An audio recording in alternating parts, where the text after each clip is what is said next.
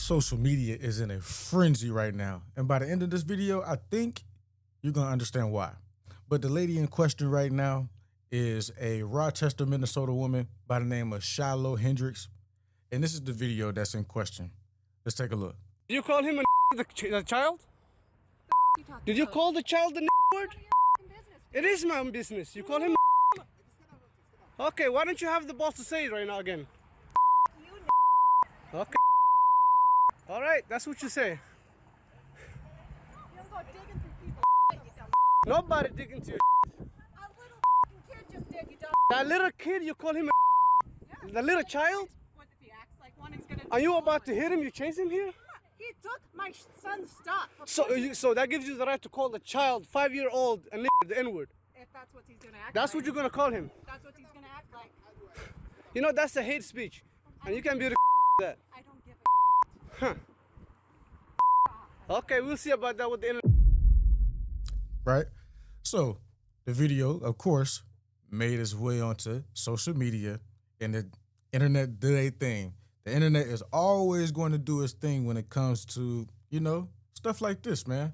We live in a different day and age where you really got to watch what you're doing out here in public. You really do. So apparently the internet did its thing so much that this lady decided to do a fundraiser, a GoFundMe, if you will, on Give, Send, Go, Shine Brightly. Let's read why she's actually making this Fund Me account. She says, help me protect my family. Hello, my name is Shiloh, and I've been put into a very dire situation. I recently had a kid steal from my 18-month-old son's diaper bag at a park. I called the kid out for what he was. We're going to keep reading, but you called the kid out for what he was. A thief, right? That's what you would call it. If you want to say that somebody is stealing something, even though it's a little kid, kids do the craziest things. This is actually not in the realm of nothing, you know what I'm saying? It's a 5-year-old kid. But anything other than a thief or just a kid who, needs some guidance or something, it's just wild to me, right? But of course, when you put it on here, you can't just say what you called the kid, but you are implying that you did call the kid what he was, right? Another man who we recently found out has a history with law enforcement proceeded to record me and follow me to my car. He then posted these videos, which has caused my family and myself great turmoil. My social security number has been leaked. My address and phone number have been given out freely. My family members are being attacked. My eldest child may not go back to school. Even where I exercise has been exposed. I am asking for your help to assist in protecting my family. I fear that we must relocate. I have 2 small children who do not deserve this. We have been threatened to the extreme by people online. Anything will help. We cannot and will not live in fear. Now, if that didn't trigger you or make you feel any type of way, or it doesn't get you to see why I said, well, Jay, you said that social media was in a frenzy. Why? If you don't feel like social media is in a frenzy based off this right here, this next thing should put you over the top. I'm scrolling on my social media and I come across a screenshot, and this is actually how I even get to knowing about what's even going on here. A screenshot and it says breaking news. Shiloh Hendrix has now raised more money on Give, Send, Go than Carmelo Anthony. She has made $537,000. Carmelo Anthony has made $520,000. We won. The world is a sick place. I repeat, the world is a sick place, man. And now there's a lot to unpack here, right? Because this is how I came across this. And the fact that this man brought Carmelo Anthony into the whole equation, I really chose to not even speak on this whole Carmelo Anthony situation because I saw the dad, right? And the dad's response to a lot of the stuff that's being out here in social media and a lot of the narratives was the perfect response for me to not even want to say anything about this. And it just sucks to see people like this make it some type of competition here when there is no competition here. These are 2 completely different situations. For one, this is literally just a woman who just is a POS. The honest to God reason why I didn't speak on the whole Carmelo Anthony case is because it's tiring, honestly. That's one. to it's just gonna bring a bigger divide when it shouldn't. But the main reason was this video right here. Willing to stand by me in a press conference or in an individual interview and talk about this issue that is larger than Austin at this point. God rest the beautiful young man's soul that would have been one of our strongest voices if he was still alive today. Yes, I am, sir. Okay, my turn to speak. You are part of the problem, my friend. You're trying to create more race divide than bridging the gap. I do not condone anything you do. You do not have any. That's called white guilt. No, let it talk. But my son, let me finish. I give you time. You take my son's face off your website. I am not associated with you. I don't. You're creating more Austin Metcalfs with your weakness, sir. Thanks. You are creating more Austin Metcalfs with your Black man here, weakness. you are being weak. I gotta be honest with you about that, sir. You're being weak. Condemn your son's killer and the culture that caused it. Hey, Jeff. That's the problem. You've been submitted. Hold on, hey, Jeff. You've been submitted. I'll handle it from here. You've been submitted, sir. You're not gonna make If us we back were all, down. At the end of the So day, then- so the then man what is is his- asking. his- So let me ask you this: you got a father who's grieving, and your response is he's weak. My father is celebrating my strength right now. You have no idea. That's why I just didn't even want to say anything about the whole situation, because regardless of what, like the father came out and said, stop this propaganda, this racial propaganda, stop this. Nobody knew that. Nobody is saying that what happened, that incident, is tragic. Nobody's saying that that was racially motivated, but the people who read the story. Nobody knows that that was racially motivated.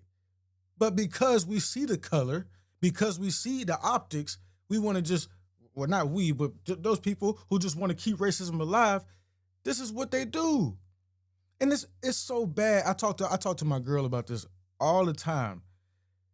It's gotten so bad that it's any little thing that happens, white and black, it's just to justify and to keep them hating. They want to hate us. You know what I mean? And they just want to keep that alive for the next generation and the next generation. But kudos to Jeffrey Metcalf, Austin's dad, for standing up to that. You know what I mean? And that was just crazy. And that's what brought me, and that's why I had to bring this video up, because now I got to talk about it a little bit. But just from the aspect of a grieving father, though, you know, what person in their right mind would call a grieving father weak who doesn't want his son being used as propaganda? This doesn't make any sense. You're somebody who doesn't have a soul. And the black brother that was behind you is just as lost. You might as well put him in Get Out. You might as well put him in Get Out. He ain't got no bass in his voice or nothing. You know what I mean? And it's just so bad that every time we see something, it always has to be racially motivated or politically motivated. It really gets tiring. Even when I just react to videos, I'm just doing reaction videos. It gets so tiring because people bring political or race into everything. Like, it can't just be a tragic situation, right? Because that's what I looked at it as, like, damn, and it's a lesson for other people to learn in the situation. In every situation, there's a lesson for anybody to learn. Anybody can learn from every situation. And that's what it should have been, but it's not. It's more racial divide. Now, fast forward to the day, because that post was about 2 days old. This woman, Shiloh Hendrix, has raised $656,000. Almost and the goal, and she actually had the nerve to set the goal for this at $1 million. You understand what I'm saying? She set the goal at $1 million while she's really literally on camera being a POS. And then to say that this guy, you looked into the guy who recorded you? Why? His prior history, even if he did or didn't have a prior history with law enforcement, literally does not matter in this situation. You're trying to throw dirt on somebody's name and it don't work. But apparently it did, because there's so many people who donated here. So many people donated. And it's just everybody who donated, everybody needs help, bro. The world is so ass backwards, it just don't make any sense. She even did an update May 2nd. She says, hello, where do I even begin? The overwhelming support that my family and myself have received is unbelievable. I've never felt so scared, yet reassured in my life. It's truly a whirlwind of emotions. We are currently doing okay. No one has been harmed, and we are getting by. No one's been harmed and we getting by. Okay. We are taking the proper procedures in order to stay safe from these constant threats. I'm still very frightened, and I don't think I will feel safe until we can escape completely. Yo, she's milking this shit. I can't even read it right because she's milking it. Yo. I'm so grateful to all of you who have donated to my family. I never would have imagined that we would be supported to such an extreme. I wouldn't have thought that either when I'm literally on camera flicking off people and saying the N-word. I'm just saying it.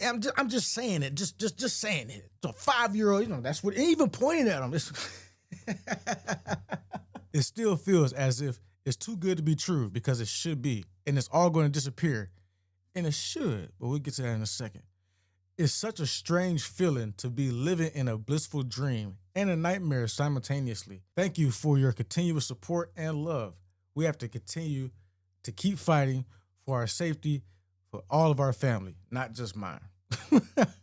I know I butchered the last part because I'm sorry, y'all. It's hard for me to read BS like the way it's written out. I have to, my brain just doesn't let me do it. It just don't let me do it, but this is sick.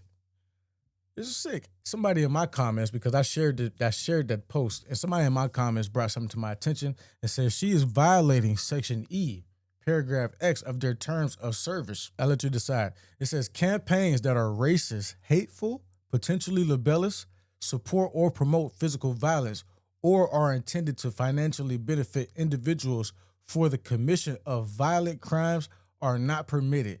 Campaigns seeking to raise funds for individuals charged with crimes will be allowed if state purpose is legal defense or related. Campaigns that seek to financially reward, glorify, or support the lifestyle of individuals convicted of violent crimes without clear justification, such as legal appeals, humanitarian needs, or clear evidence of rehabilitation, are not permitted. In your opinion, is that violation?